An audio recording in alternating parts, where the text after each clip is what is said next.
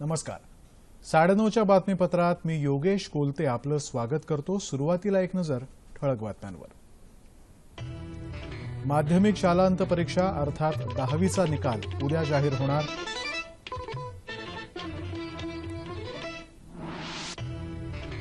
राज्यातल्या आश्रमशाळांची स्थिती दयनीय.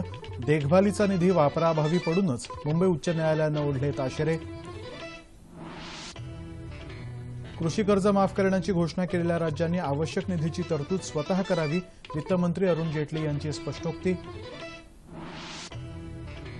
गेल्या 3 वर्षात मोदी सरकारच्या विकासाविरोधात गोंधळ, दिशाभूल आणि टीका हीच काँग्रेसची त्रिसूत्री. व्यंकय्या नायडू यांचा आरोप. वैद्यकीय आणि दंतवैद्यकीय अभ्यासक्रम प्रवेश परीक्षा नीटचा निकाल जाहीर करायला सर्वोच्च न्यायालयाचा सीबीएसईला हिरवा कंदील. किरकोळ बाजारावर आधारित चलनवाढीचा दर 5 वर्षांनंतर प्रथमच 2.18% इतक्या नीचांकी पातळीवर. आधुनिक तंत्रज्ञानाद्वारे प्रसार भारतीला सुसज्ज करणं हीच प्राथमिकता. पदभार स्वीकारताना मुख्य कार्यकारी अधिकाऱ्यांची ग्वाही. आणि नैऋत्य मोसमी पाऊस मुंबईपासून वलसाडपर्यंत तसंच मराठवाड्यात आणि मध्य महाराष्ट्राच्या काही भागामध्ये दाखल. आणि आता सविस्तर वृत्त. महाराष्ट्र राज्य माध्यमिक आणि उच्च माध्यमिक शिक्षण मंडळाकडून घेण्यात आलेल्या माध्यमिक शालांत अर्थात 10वीच्या परीक्षेचा निकाल उद्या ऑनलाईन जाहीर होणार असल्याची माहिती मंडळानं प्रसिद्धी पत्रकाद्वारे दिली आहे. दुपारी 1 वाजल्यापासून संकेतस्थळांवरती हा निकाल पाहता येईल. ही संकेतस्थळं आहेत mahresult.nic.in, sscresult.mkcl.org, maharashtraeducation.com आणि knowyourresult.com. महाराष्ट्रातल्या आश्रमशाळांमधली स्थिती दयनीय आहे. मूलभूत सोयीसुविधा देण्यासाठी असलेला निधीही सनदी अधिकाऱ्यांकडे पडून असल्याबद्दल आज मुंबई उच्च न्यायालयानं राज्य सरकारवर ताशेरे ओढले.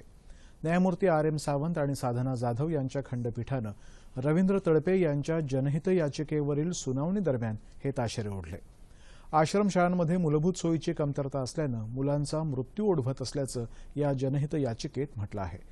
गेल्या 1 दशकामध्ये साप आणि विंचू चावून तसंच ताप आणि लहानसहान आजारांमुळे तब्बल 793 मुलांचा मृत्यू ओढवला असल्याचं या याचिकेत नमूद करण्यात आलं.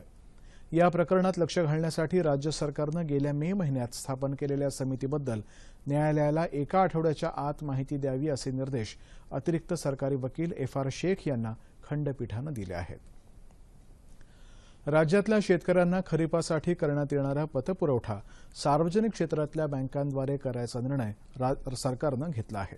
राज्यातल्या ज्या 16 जिल्ह्यांमधल्या 14 जिल्हा मध्यवर्ती बँका डबघाईला आल्या आहेत त्या जिल्ह्यांमध्ये हा पतपुरवठा सार्वजनिक क्षेत्रातल्या बँकांकडून केला जाणार आहे अशी माहिती महसूल मंत्री चंद्रकांत पाटील यांनी दिली आहे. यातल्या परभणी आणि हिंगोली तर धुळे आणि नंदुरबार यांच्या एकत्रित जिल्हा बँका आहेत. ज्या राज्यांनी कृषी कर्ज माफ करायची घोषणा केली आहे त्या राज्यांनी यासाठी आवश्यक निधीची तरतूद स्वतः करावी असं केंद्रीय वित्तमंत्री अरुण जेटली यांनी स्पष्ट केलं आहे. महाराष्ट्रानं जाहीर केलेल्या शेतकरी कर्जमाफीच्या पार्श्वभूमीवरती त्यांनी हे स्पष्टीकरण दिलंय. ते आज नवी दिल्लीत सार्वजनिक क्षेत्रातल्या बँक अध्यक्षांशी झालेल्या बैठकीनंतर बोलत होते. देशातल्या सार्वजनिक क्षेत्रातल्या बँकांनी 2016-17 या वर्षामध्ये 574 कोटी रुपयांचा एकूण नफा कमावला असल्याचं त्याने सांगितलं. बँकांपुढे पत वाढवण्याचं आव्हान आहे. थकीत कर्जाबाबतची प्रलंबित प्रकरणं तातडीनं निकालात काढण्याची गरजही जेटली यांनी व्यक्त केली. ज्यांच्यावर प्रस्तावित अनुत्पादक मालमत्ता ठरावानुसार कारवाई करायची गरज आहे अशा कर्जबुडव्यांची यादी तयार करायचं काम रिझर्व्ह बँकेकडून सुरू असल्याची माहितीही जेटली यांनी यावेळी दिली. डाळी आणि भाजीपाल्याच्या दरात झालेल्या घसरणीमुळे मे महिन्यातला किरकोळ बाजारावरती आधारित चलनवाढीचा दर 2.18% इतक्या नीचांकी पातळीवर आला आहे. हा 2012 पासूनच्या दरातला नीचांकी दर आहे. एप्रिल महिन्यामध्ये हाच दर 2.99% इतका होता तर गेल्या वर्षी मे महिन्यात तो 5.76% इतका होता. मे महिन्यामध्ये भाजीपाल्याच्या दरामध्ये सुमारे 13.5% तर डाळीच्या दरांमध्ये 19.5% घसरण झाली. परिणामी चलनवाढीचा दर लक्षणीय रूपात खाली आलाय. याच कालावधीमध्ये वस्त्र प्रावरण, बांधकाम, इंधन आदी विभागांच्या चलनवाढीच्या दरातही घट दिसून आली. गेल्या 3 वर्षात काँग्रेसनं संसद आणि सरकारी कामामध्ये गोंधळ, लोकांची दिशाभूल आणि पंतप्रधान मोदी यांच्यावर टीका करण्यापलीकडे काहीही केलं नाही अशी टीका केंद्रीय नगरविकास तसंच माहिती आणि प्रसारण मंत्री व्यंकय्या नायडू यांनी आज भुवनेश्वर इथं केली. मोदी सरकारच्या विकासाच्या एकसूत्री कार्यक्रमाविरोधात काँग्रेस डिसरप्ट, डिसइन्फॉर्म आणि डिफेम असा 3D कार्यक्रम राबवत असल्याचं त्यांनी पत्रकारांना सांगितलं. संयुक्त पुरोगामी आघाडी सरकारचा कार्यकाळ म्हणजे घोटाळ्यांची मालिका होती. मात्र मोदी सरकारच्या 3 वर्षांच्या कारभारामध्ये एकही घोटाळा झाला नाही, हीच काँग्रेसची पोटदुखी आहे असंही ते म्हणाले. शेतकऱ्यांची कर्जमाफी ही राज्य सरकारच्या अखत्यारीतली बाब आहे. मात्र गेल्या 60 वर्षात काँग्रेसनंच शेतकऱ्यांना समस्यांच्या खाईमध्ये लोटलं अशी टीका नायडू यांनी केली. वैद्यकीय, दंतवैद्यकीय अभ्यासक्रम प्रवेशासाठी घेण्यात आलेल्या नीट या प्रवेश परीक्षेचा निकाल जाहीर करायला सर्वोच्च न्यायालयानं आज सीबीएसईला हिरवा कंदील दाखवला. नीट परीक्षेचा निकाल जाहीर करायला मद्रास उच्च न्यायालयानं स्थगिती दिली होती. या स्थगितीविरुद्ध केंद्र सरकारनं केलेल्या याचिकेवरती सर्वोच्च न्यायालयानं आज हा निकाल दिला. सर्वोच्च न्यायालयाच्या या निर्देशामुळे देशभरातल्या 12 लाख विद्यार्थ्यांना दिलासा मिळाला आहे. या प्रकरणी देशभरातल्या सर्व उच्च न्यायालयांनी कोणतीही याचिका दाखल करून घेऊ नये असे निर्देशही न्यायमूर्ती पी.सी. पंत आणि दीपक गुप्ता यांच्या खंडपीठानं दिले आहेत.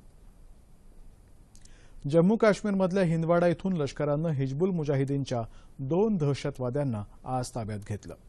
आज जम्मू काश्मीरच्या पूंछमधल्या कृष्णा घाटीमध्ये पाकिस्तानकडून पुन्हा शस्त्रसंधीचं उल्लंघन करण्यात आलं.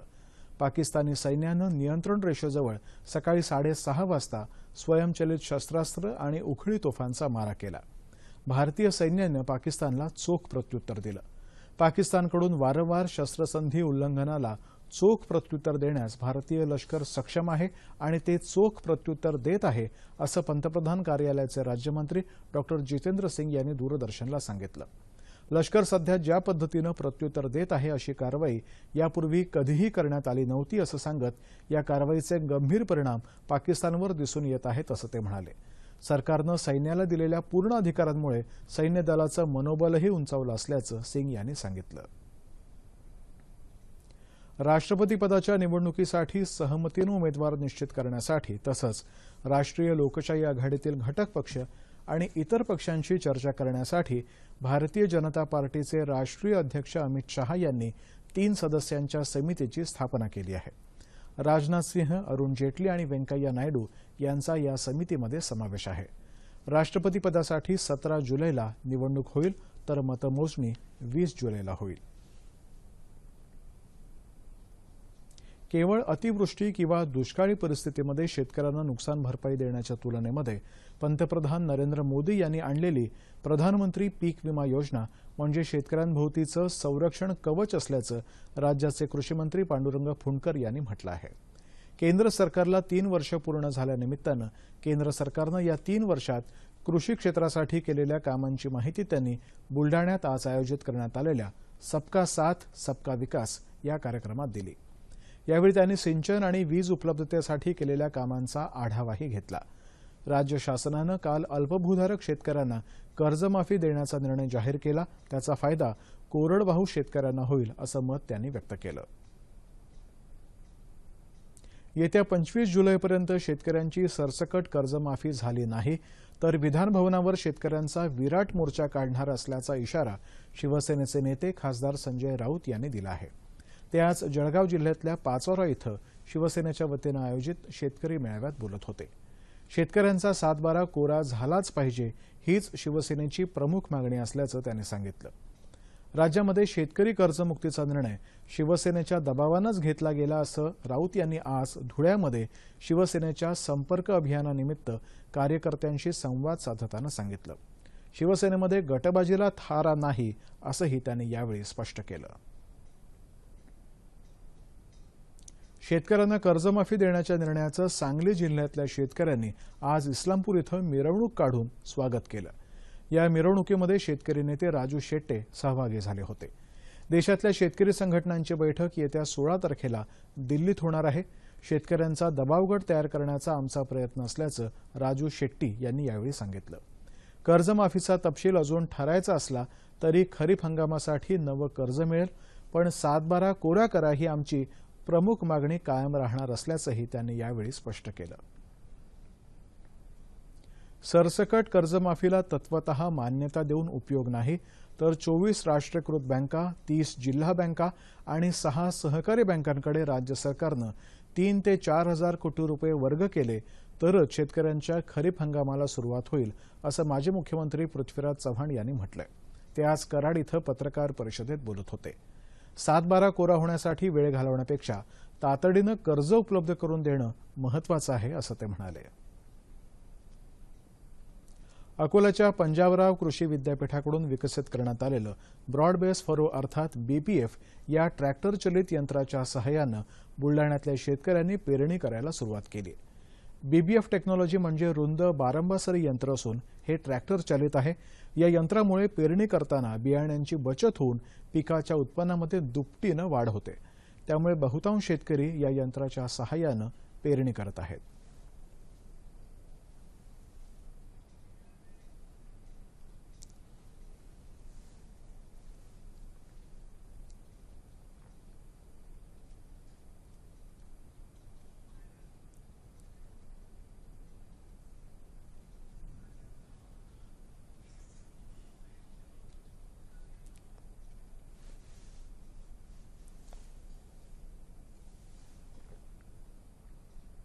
मागील वर्षी याच यंत्राने मी पेरणी केली होती तरी मला 50% फायदा झाला आणि या वर्षी सुद्धा मी याच यंत्राने पेरणी करीत आहे।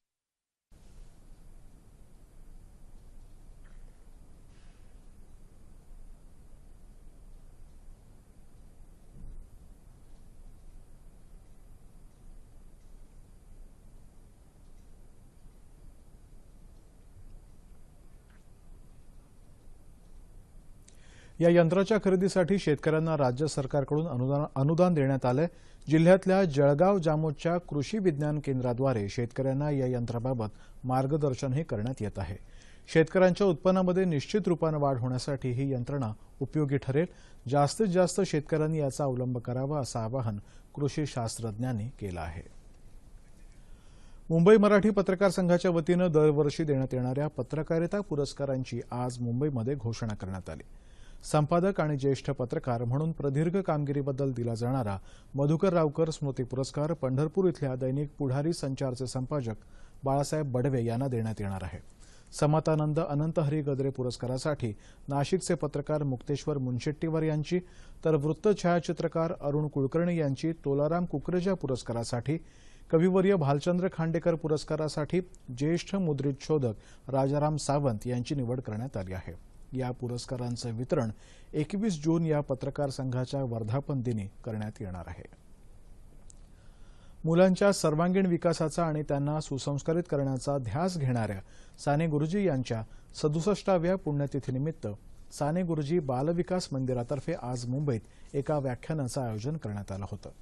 मानवी तस्करीच्या छायेत आजची शिक्षण व्यवस्था आणि मुलांच्या मनोविकास, बदलते संदर्भ आणि नवी आव्हानं या विषयावरती आंतरराष्ट्रीय कीर्तीचे संशोधक आणि शिक्षण तज्ज्ञ डॉक्टर प्रवीण पाटकर यांनी आपले विचार मांडले। याच कार्यक्रमात बालविकास मंदिर मासिकाच्या साने गुरुजी विशेषांकाचं प्रकाशनही पाटकर यांच्या हस्ते करण्यात आलं। प्रसार भारतीचे मुख्य कार्यकारी अधिकारी म्हणून शशी शेखर वेंपटी यांनी पदभार स्वीकारला आहे। पदभार स्वीकारल्यानंतर त्यांनी प्रसार भारतीचे अध्यक्ष ए सूर्यप्रकाश यांची भेट घेतली। प्रसार भारतीला अत्याधुनिक बनवणं ही आमची प्राथमिकता आहे, त्यासाठी अत्याधुनिक तंत्रज्ञानाचा वापर केला जाईल असं वेंपट्टी यांनी दूरदर्शनला सांगितलं। प्रायोरिटी ये होगी कि हमें प्रसार भारती को एक मॉडर्न ऑर्गेनाइजेशन बनाना पड़ेगा 21st सेंचुरी मीडिया कॉर्पोरेट की तरह, और इसके लिए जो भी नई टेक्नोलॉजी, नए सिस्टम्स लाने पड़ेंगे, जो भी अपने ऑपरेशंस हैं उनको किस तरह से मॉडर्नाइज करने पड़ेंगे, ये सारी चीज़ें करनी पड़ेगी। ये सबसे बड़ी प्रायोरिटी। तो हमारा जो देश है 120 करोड़ लोगों की देश है, एक दुनिया की सबसे बड़ी डेमोक्रेसी है। इसका जो आवाज़ है वो सारे दुनिया में पहुंचना चाहिए। और आज दुनिया में अगर देखेंगे तो डिजिटल मीडिया सबसे पावरफुल होती जा रही है। तो हम जो भी ग्लोबल प्लेटफॉर्म क्रिएट करेंगे उसको पहले डिजिटल पे करेंगे. आणि आता बातमी पाऊस पाण्याची. नैऋत्य मोसमी पाऊस आज मुंबईपासून वलसाडपर्यंत तसंच मध्य महाराष्ट्राचा काही भाग आणि मराठवाड्यामध्ये दाखल झाल्याचं हवामान खात्यानं म्हटलं आहे. देशाच्या बहुतांश भागात मोसमी पावसानं हजेरी लावली आहे. पुणे शहरामध्ये मोसमी पावसाचं जोरदार आगमन झालंय. मुंबईच्या काही भागामध्ये आता पावसाच्या जोरदार सरी कोसळत आहेत. हिंगोली शहर आणि परिसरातही दुपारी विजांचा कडकडाट झाला आणि जोरदार पाऊसही झाला. परभणी शहरातही दुपारपासून पाऊस सुरू आहे. ठाणे आणि पालघर जिल्ह्यात अनेक ठिकाणी विजांचा कडकडाट आणि जोरदार पाऊस सुरू आहे. पंढरपूर आणि सांगोला परिसरातही आज पाऊस झाला. येत्या 36 तासांमध्ये कोकण आणि मध्य महाराष्ट्र आणि मराठवाड्यात बहुतांश ठिकाणी तसंच विदर्भात काही ठिकाणी पाऊस पडण्याची शक्यता आहे. तर येत्या 24 तासांमध्ये कोकण, मध्य महाराष्ट्र आणि मराठवाड्यात तुरळक ठिकाणी मुसळधार पाऊस होण्याचा इशाराही हवामान विभागानं वर्तवला आहे. आणि आता राज्यातल्या प्रमुख शहरातलं तापमान अंश सेल्सिअसमध्ये. मुंबई कमाल 32 आणि किमान 25 अंश सेल्सिअस. नागपूर 36 आणि 25. पुणे 33 आणि 24. औरंगाबाद 34 आणि 23. नाशिक 32 आणि 22. कोल्हापूर 30 आणि 23. रत्नागिरी 30 आणि 25. सोलापूर 33 आणि 21. आणि अमरावती कमाल 31 आणि किमान 25 अंश सेल्सिअस. ठळक बातम्या पुन्हा एकदा. माध्यमिक शालांत परीक्षा अर्थात 10वीचा निकाल उद्या जाहीर होणार.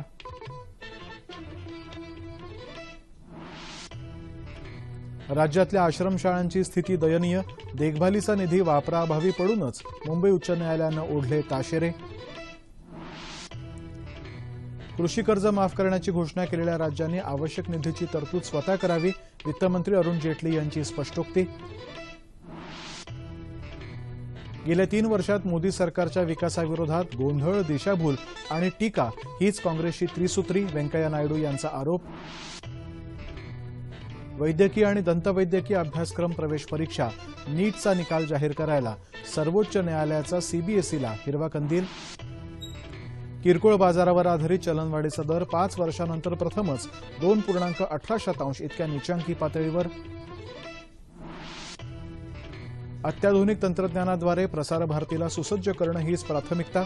पदभार स्वीकारताना मुख्य कार्यकारी अधिकाऱ्यांची ग्वाही. आणि नैऋत्य मोसमी पाऊस मुंबईपासून वलसाडपर्यंत तसंच मराठवाड्यात आणि मध्य महाराष्ट्राच्या काही भागात दाखल. याबरोबरच हे बातमीपत्र संपलं. पुन्हा भेटूया उद्या सकाळी 8:30 वाजता आपल्या सह्याद्री वाहिनीवर. नमस्कार.